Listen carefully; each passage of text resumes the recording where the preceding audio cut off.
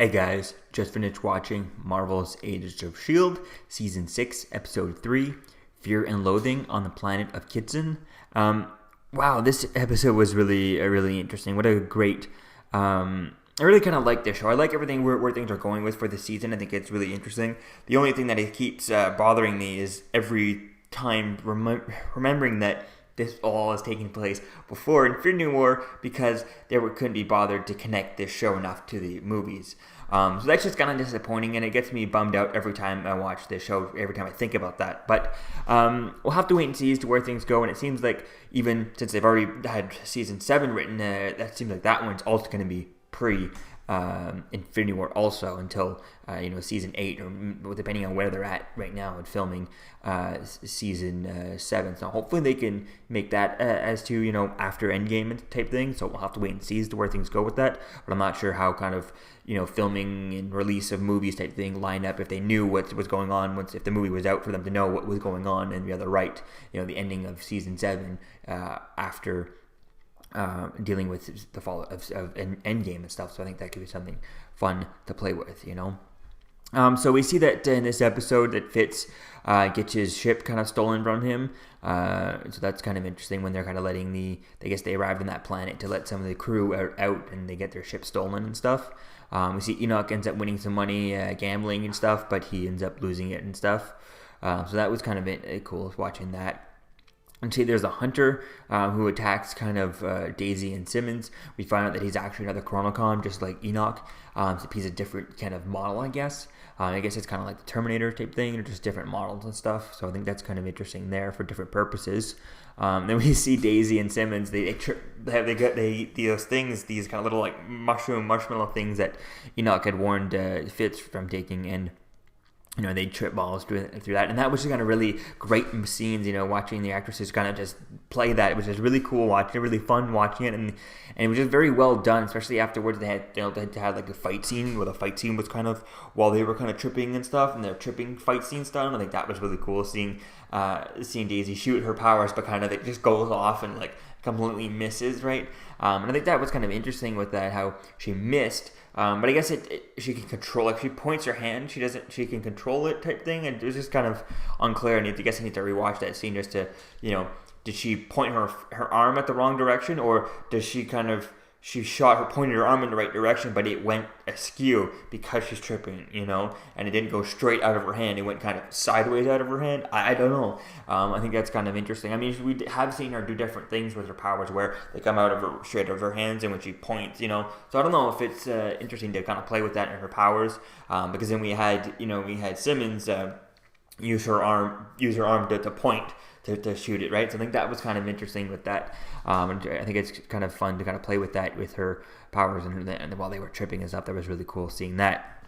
And then we see at the end of the episode, we see that Fitz ends up breaking free. They got in trouble. They found out that he was, a Chronocom, that Enoch was a Chronocom and stuff. And he breaks free only to be taken by the hunter. But that was interesting. So you got these hunters. They break into the casino, start shooting up, and that's where the fight scene happened with Daisy and and while she's tripping and stuff.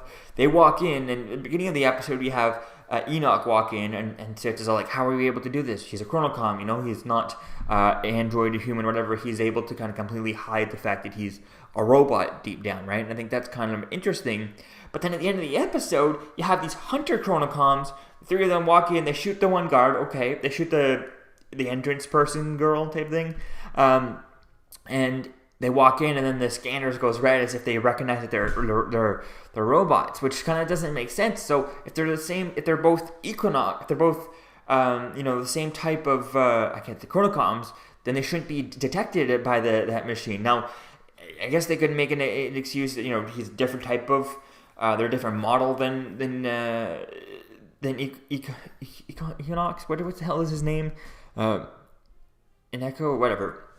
And I think that could be something interesting to play with, but it just kind of, I know he was like like you said, he was like a research one, and these ones are hunters and stuff, but the research one, why would he have some sort of cloaking thing to disguise himself from being detected, just so he can go around and research without getting information? But wouldn't the hunters also want something like that so that they could get into places without, causing a fuss type thing? They could sneak in, do their job, and come back out without being without too much, getting in their way. So just kind of a weird, kind of thing that just kind of, it just bothered me. And it doesn't make sense that they should have, they should have seen that. And I think what they could have done is just by not having it go red. It's like, yes, we obviously know that they're the same type of thing, robots, as Equinox or Econ, whatever. I can't think of his name, but I think it just didn't make sense in that scene, the way they played it. How one made it through completely undetected, the others can't and stuff. It just didn't make sense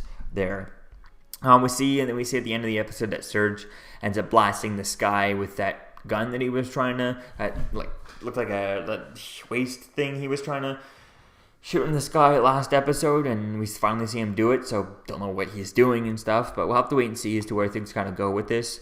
So yeah, like I said, I think it could be something interesting to play with. I think it was really fun seeing the different story with kind of Fitz and Simmons, their story being the kind of the story for this episode. And I think that was really kind of fun for this, and I think it was really cool. I'm glad that they gave us, because I thought they were gonna do like the oh my god, they're so close to each other, and then kind of not actually see each other. And I think that was really well done, the way they did that, because they almost set it up as if Fitz was just gonna break out of that room as she leaves, and she's gonna leave and not really see him. They're gonna just miss each other again, and I think that would have been oh my god, it would have been interesting, but at the same time it would have been kind of formulaic type thing. Like we've seen this before in other storylines, kind of nothing different. But I think the way they did it here, by having them so close to each other, Fitz breaks out, they see each other, and then Fitz gets taken. I think that's really interesting, and I think that was a really well done, because it gives us a bit more of kind of like, oh, they know, Fitz knows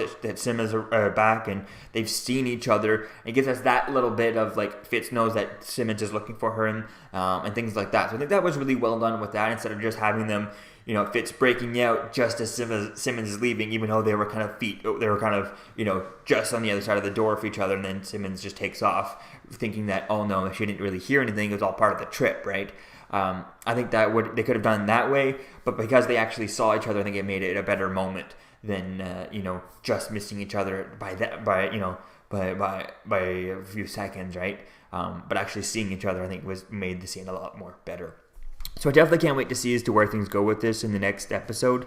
It looks like, though, we'll be getting back to the people, to everyone else on Earth and stuff, dealing with the Surge and Coulson and stuff. So that'll be fun to see that. If I'm not mistaken, we should be able to see in the next episode, one of the showrunners should be making an appearance as a guest star. So I think that could be really fun.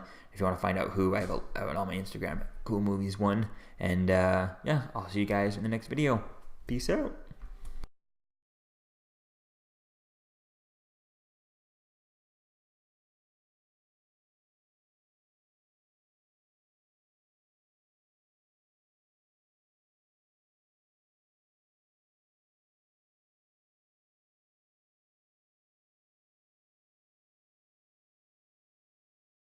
I'm Captain America, here to talk to you about one of the most valuable traits a soldier or student can have. Subscribing. Sometimes is the key to victory. Sometimes it leads to very little, and it seems like it's not worth it. And you wonder why you waited so long for something so disappointing. How many more of these?